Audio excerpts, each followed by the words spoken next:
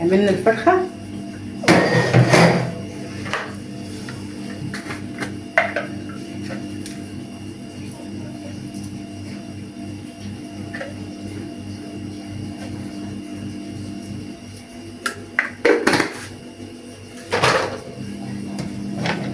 السلام عليكم ورحمة الله وبركاته. ازيكم يا حبايب قلب، عاملين ايه؟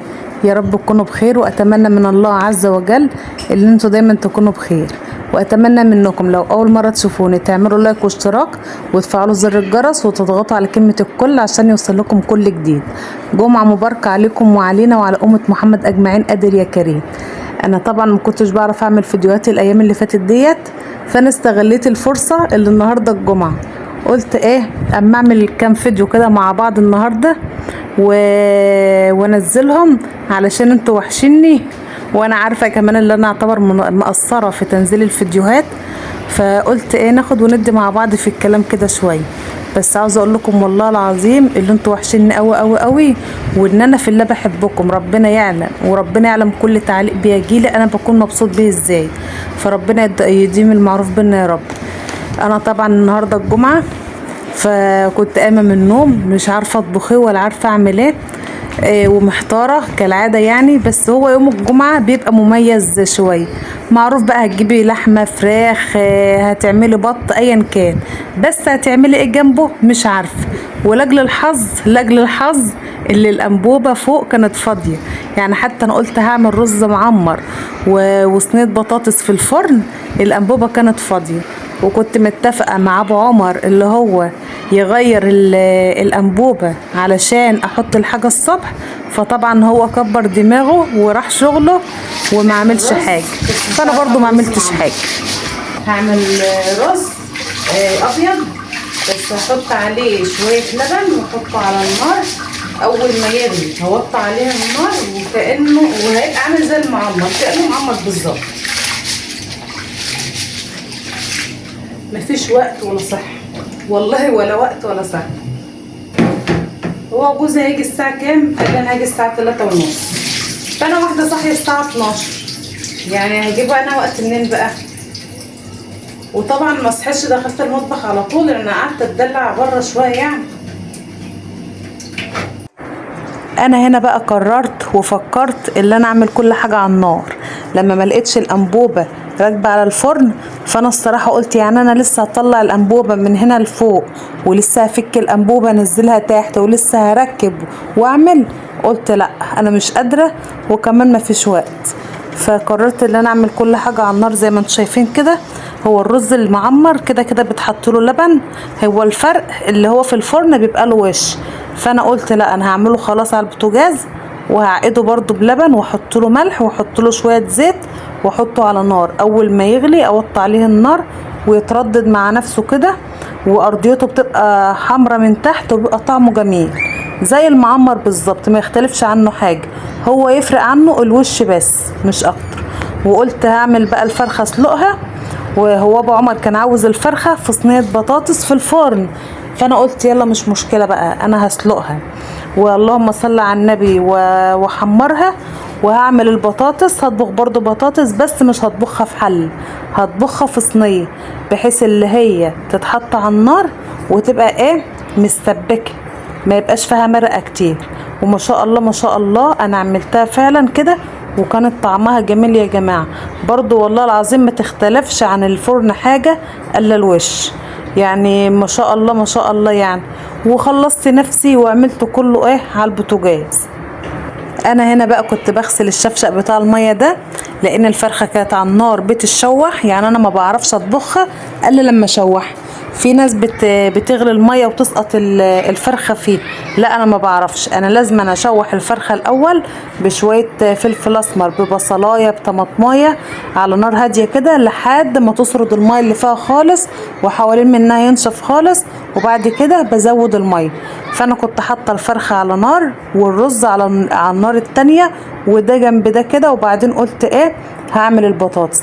انا ما كترتش بطاطس علشان انا عيال انا عارفه اللي هما بيحبوا البطاطس في الفرن اكتر، انا عملت 3 وحدات بس، يعني قلت يا دوبك على قد الغدا. العشاء بقى في رز وشوربه وباقي اكل ماشي، او حابين ياكلوا جبن واكل تاني ماشي، انا مرضتش اكتر، انا عملتها في صينيه صغيره.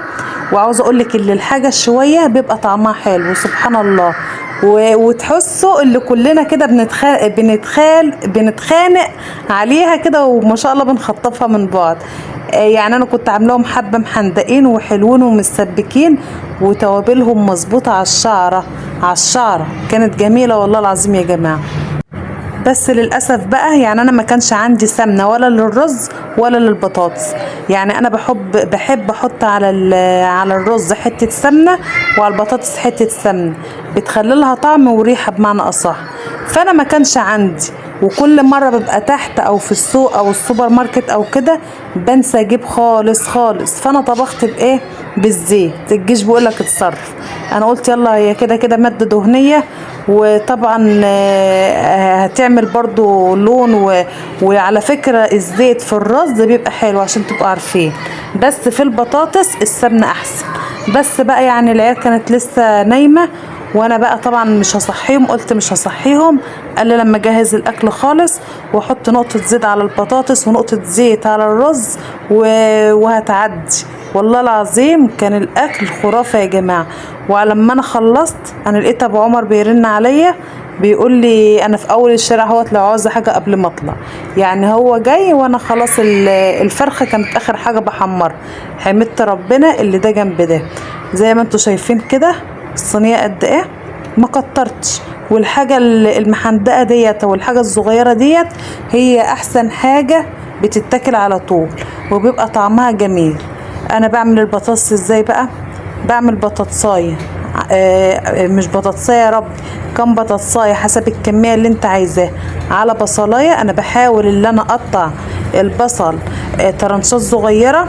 يعني في ناس بتعمله حلقان، انا ايام ام الله يرحمها كانت بتعمله حلقان كده، وبيبقى باين وحلو وكنا بناكله. انا عندي عيالي ما بيحبوش البصل خصوصا سلمى. فانا بعمل ايه بقى؟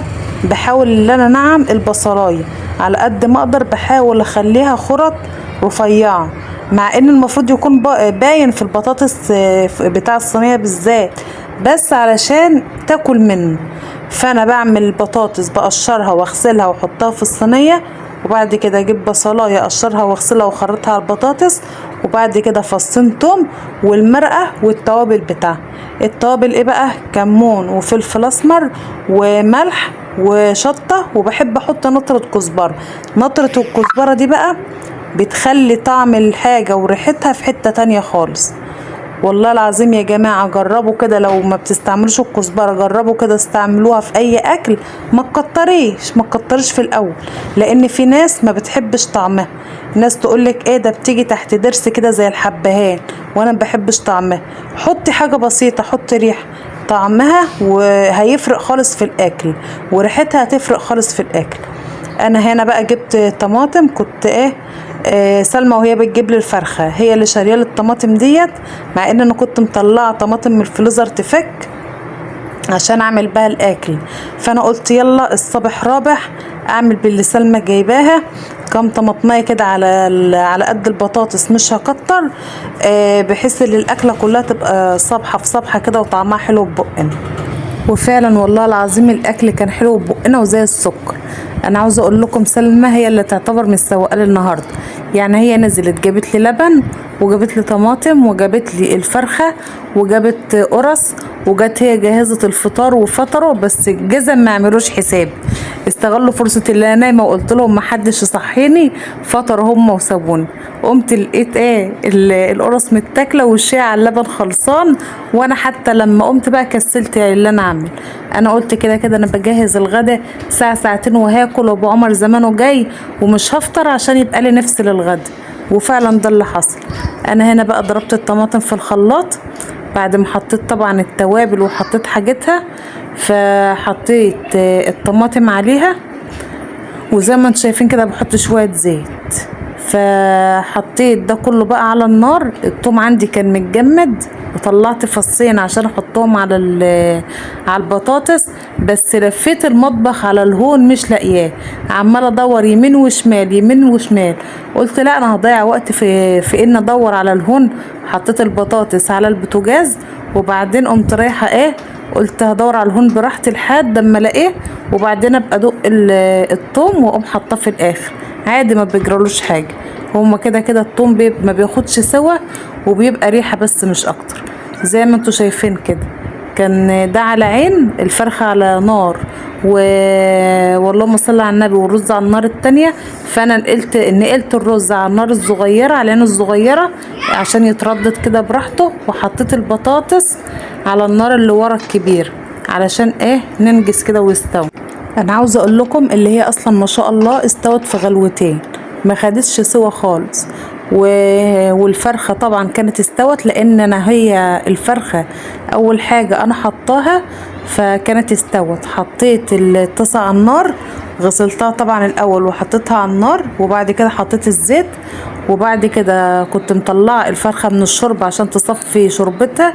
عاوزة تكسبي الفرخة وتتحمر حلو، طلعيها من الشوربة تتصفى، يعني ما ينفعش تطلعيها من الشوربة على الزيت على طول، لا تتصفى الاول، وبعد ما تتصفى ويكون الزيت قدح تحطها في الزيت وهو سخن. انا هنا وانا بطبخ الرز طبعا كان لسه بيتردد، فانا حاطه الكيسه ديت علشان كان في جنب استوى وجنب طري، فانا حتى ما رضيتش اقلب الرز، قمت مغطياه بكيسه زي ما انتوا شايفين.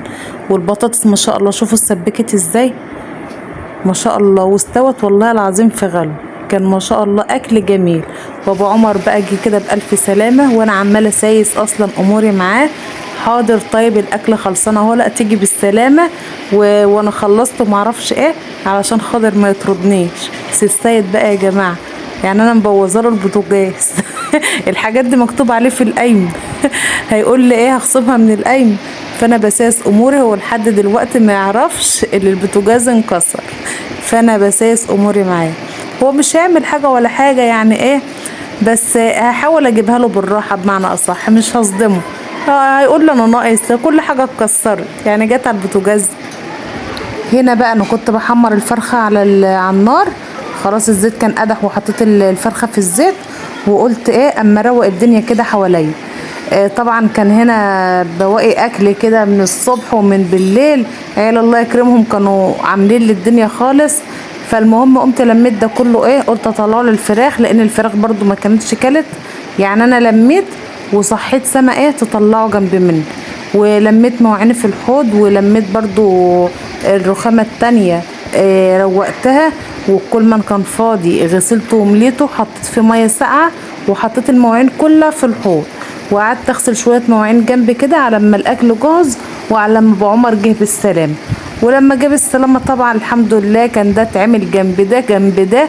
واهم حاجة عندي اللهم صل على النبي الفريزر، لان انا عيالي بيستهلكوه استهلاك يا جماعة كأنه رخامة مطبخ، كل حاجة عليه.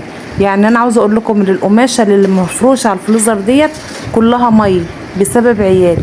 ازازة تقع عليه ماشي، ازازة كانت مشروخة عمالة تكب عليه مية ماشي، وهم في الطراوة. يعني والله العظيم الفريزر صدى وباظ، قبل كده كان باظ من الرطوبة ودلوقتي باظ من المية بسبب عيالي. فانا اول حاجة عملتها قلت اروق الفريزر علشان اشيل القماشة من عليه علشان يتهوى، عشان لو ما عملتش كده الصدى هيتماد، يعني هياكل في الفريزر بمعنى اصح. فبحاول احافظ على حاجتي على قد ما اقدر، ولازم نتمم على حاجتنا ورا العيال. العيال فعلا ما عندهاش يوم مرحمين. انا هنا جبت قماشه وبمسح بها الفريزر علشان خاطر الميه اللي كانت واقعه عليه، وطبعا القماشه ديت شربت برضو الميه، فبعد ما كنت افرشها عشان خاطر تداري الصدى ده ما رضيتش. لقيتها مبلوله ميه خالص، قلت لا انا مش هفرشها وهي كلها ميه كده، انا هشتلها عشان اغسلها. او هنا لقيت ميه كده، قلت هشتلها عشان اغسلها واسيب الفريزر يتهوى شويه، وبعد كده ايه ابقى اجيب المفرش التاني افرش الفريزر. هنا الفرخه كان صدرها خلاص اتحمر، ربنا يستر، يعني هي هنا كانت ايه بتطرطش في وشي. طبعا بنقلبها، شايفين بقى هي عشان كانت متصفيه ما شاء الله لونها ورد ازاي، امال لما ما بتتصفاش بتتهرى منك في الزيت وبتلزق وما بتتحمرش كويس. هنا بقى انا بعد ما خلصت الفريزر قلت ايه اروق الرخامه اللي هناك دي، زي ما انتوا شايفين كده. والله العظيم العيال عشان كانت نايمة ولا بقول يا فلانة ولا يا علانة، فانا بعمل حاجتي براحتي وبمزاجي وحاسة ان انا بنجز. يعني هم كانوا صاحيين في اخر دقيقة. عشان ايه بقى؟ يعني انا صحتهم عشان ايه؟ عشان احنا كان ورانا عزال، كان عزال بنت اختي، وكان العزال هيطلع الساعة 5. فطبعا انا كنت بنجز وقت بقى. يعني انا بقى لما طبخت وخلصت انا كنت في اخر حاجة في التحمير، قلت لهم قوموا يلا بابا زمانه جاي، هو اتصل عليا، هو الف وفي اول الشارع، ويلا قوموا انتوا كمان عشان تغسلوا وتلبسوا كده جنب مني عشان نلحق العزال. يعني احنا يا دوبك ابو عمر جه حطينا الاكل ورحنا على العزال على طول. رحنا العربيات ما كانتش لسه جايه، يعني بعد ما رحنا العربيات وصلت، قلنا كويس الحمد لله اللي احنا لحقنا وقتنا. فهنا بقى انا كنت بروق الرخامه زي ما انتوا شايفين كده. وطبعا برضو الفرخة كانت بتكمل تحمير على البوتاجاز. وانا اعتبر ما كانش عندي مواعين كتير، يعني اللي كتر المواعين عندي عيالي. عملوا اندومي ويوسخوا لي كام حاجة بسبب الاندومي، عملوا شاي على اللبن وبيصبوا مثلا من كوباية لكوباية عشان الشاي على اللبن يبرد. يعني لهم حاجات كده غريبة، المهم يكركبوا لي الدنيا.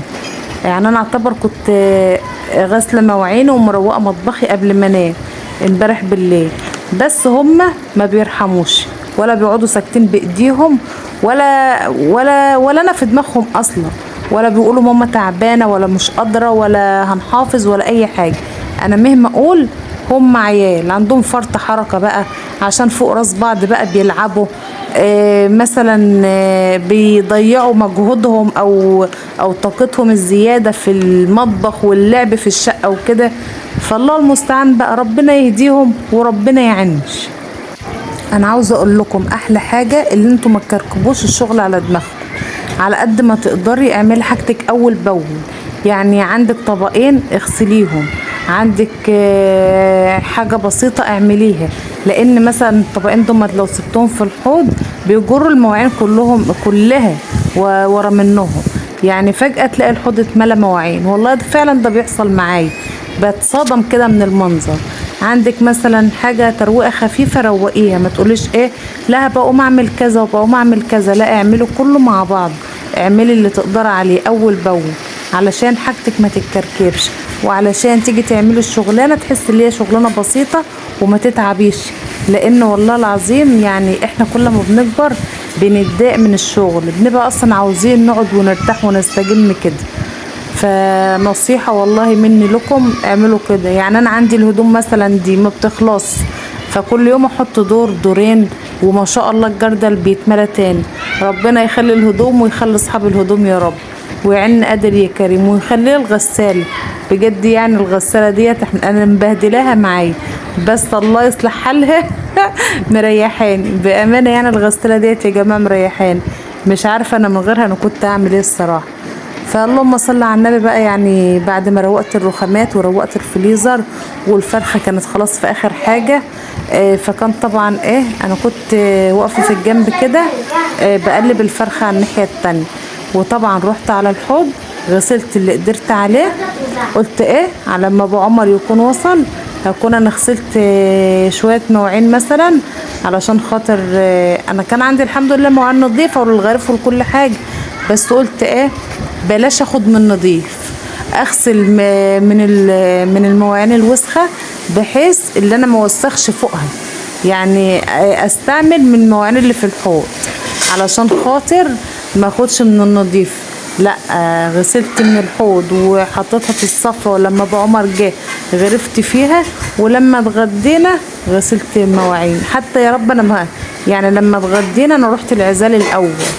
يعني مش هقول لكم ده انا غسلت المواعين قبل ما اروح، لا انا مش فرحه للدرجه دي. يعني انا رحت العزال الاول، هي قاعده في الحوض، هي قاعده عند حد غريب مننا وعلينا يا جماعه، احنا عشره عادي يعني.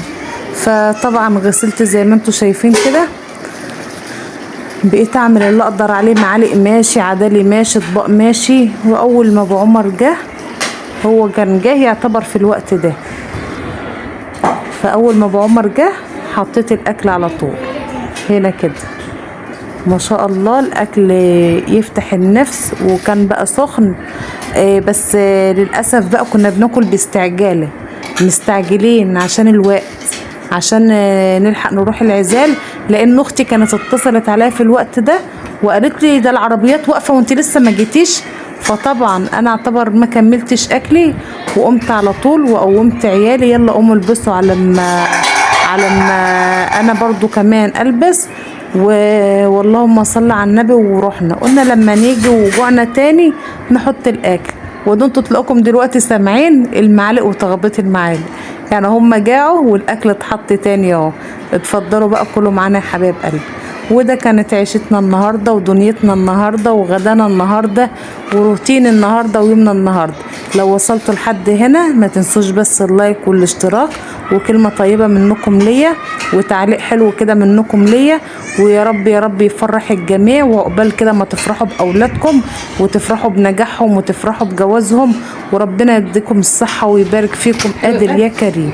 اللهم امين يا رب العالمين. فرخه ورز وشوربه وصينيه بطاطس، انا ما حطيتش حاجه في الفرن، انا عملت كل ايه على الجاهز. يعني انا قلت انجز العمل كده لان ما قدرتش اطلع فيه. عقبال كل مره ان شاء الله على خير وناكل كده في الخير. سلام حبيبي.